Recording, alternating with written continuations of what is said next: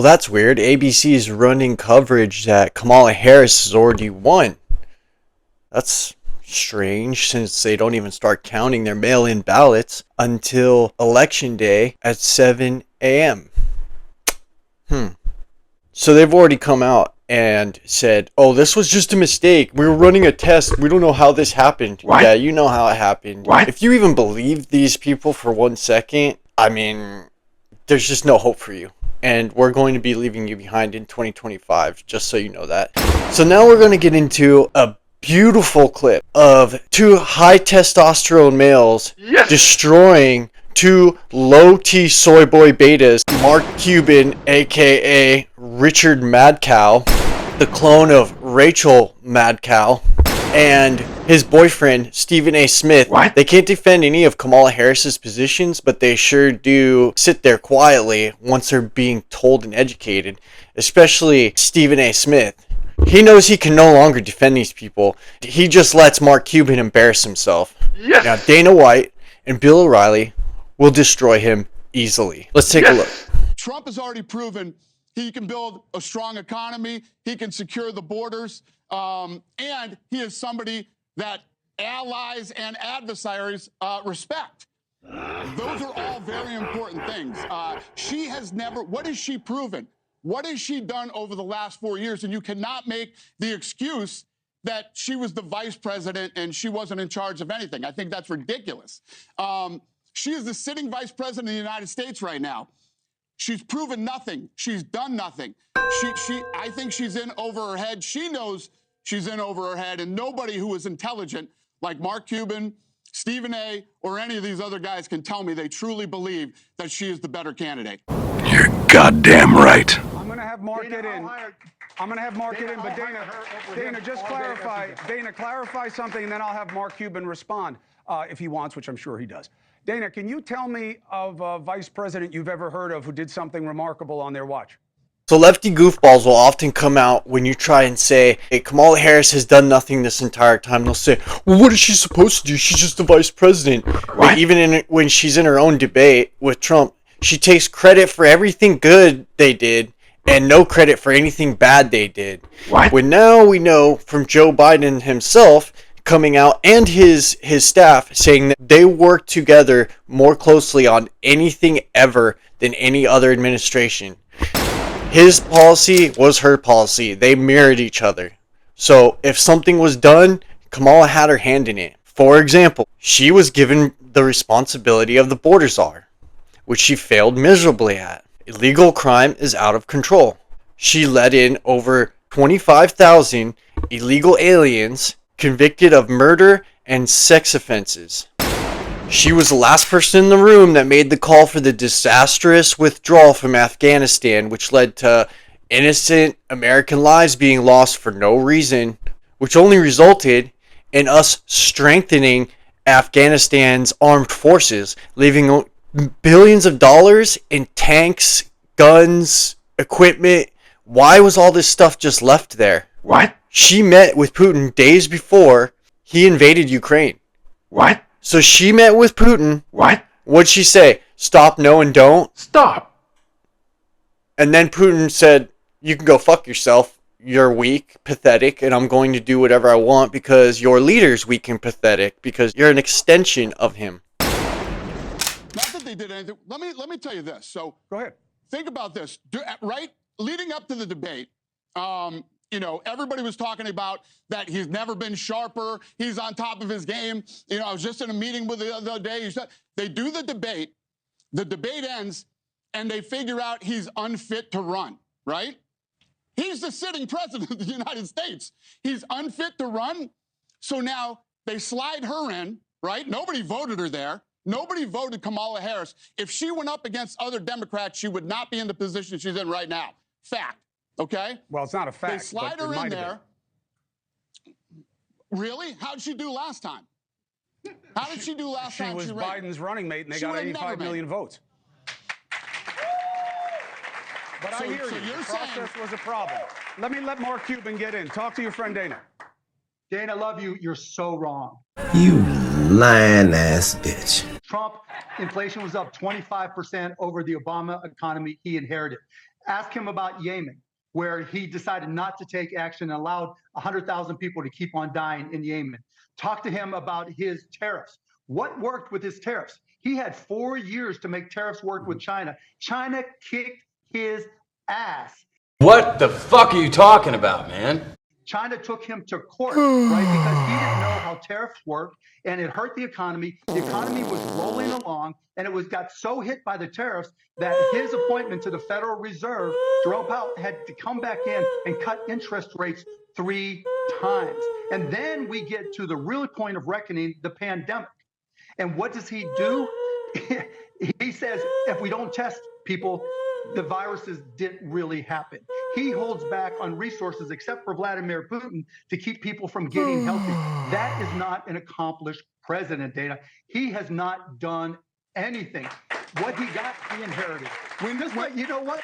His administration was the same as his personal wealth. He inherited it. Mark Cuban is such a stupid fuck. Trump, for one, had the highest GDP of any president ever. He conveniently left out that China ended up paying us billions because of those tariffs. They always like to say that Trump inherited Hussein's economy, right? He just inherited a good economy. What? When we saw that the economy had literally not shifted at all under Hussein, Obama. It only started to shift into a huge positive direction 2 years into Trump's term. Now, it continued to be a good economy throughout those whole 4 years, despite the pandemic. So, despite all this, how come Biden's economy got worse if he inherited Trump's good economy? Biden's economy by default should have been good. But within the first year, inflation went from 1.4% to 9% in Biden's first term. What do you think Operation Warp Speed was, you fucking moron? He fast-tracked the vaccine so you lefty goofballs could go get 100 jabs inside you of an experimental vaccine that we're now seeing causes myocarditis in young adults and cancer. Yeah, look that up. Go fact-check that. That led to fueling the authoritarian tyrant dictator Joe Biden to force Americans into taking an experimental vaccine, or they'd lose their job or be court-martialed if they were in one of our armed forces. You couldn't even enter the country unless you were vaxxed. Exceptions only for illegal aliens, though. They didn't have to get vaccinated. They're allowed to just come in, not with no vaccinations for anything. All these new viruses that we haven't had for like 40 years, now they're just suddenly popping up. What? But it's my body, my choice, right? Yes. Fuck out of here with that shit. I got to jump in with course corrections here. Number one, the real wages, which is really the only economic barometer for the folks, was up 8.2% in the 4 years Trump was president. 8.2 across the board for working Americans. Fact. Under Biden-Harris, it is around 1%. No COVID pandemic.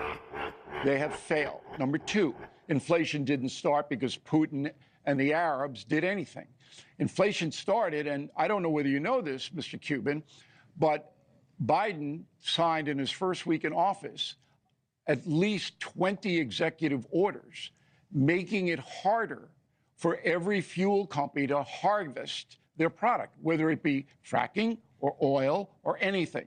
The fuel company said, holy you know what, we're going to get hosed because our prices to get the stuff out of the ground are quadrupling, so we're going to do it retail now.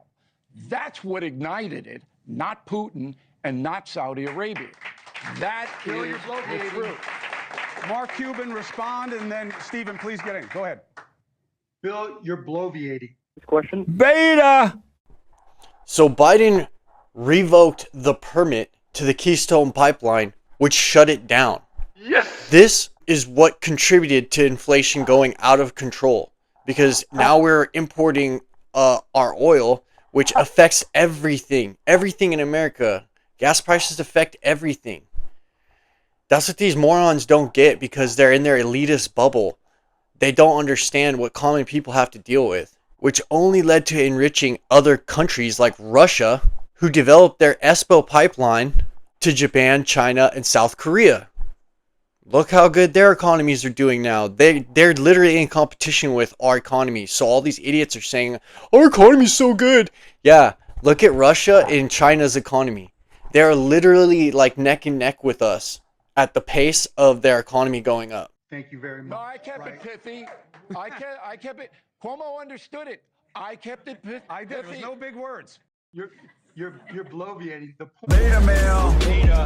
Not an alpha male. Beta male. Yes. Beta male. Beta. The point is, yes, inflation. You think inflation just started when Joe Biden took office? That is. It was 1.4 when Trump left. Inflation was 1.4. I know. It just shows you don't know how inflation. You just don't. It shows you don't know what creates inflation. Yes, gas contributes to inflation. Why do you think Trump is so big on reducing energy costs? Because they contribute to inflation significantly. And beyond that, we produce more energy than we ever have. We produce in more the energy now latter than part when they started to panic, not in the beginning. Billy, look it up. Do you know how to use Google? You are gay. Uh-oh. Oh, wait.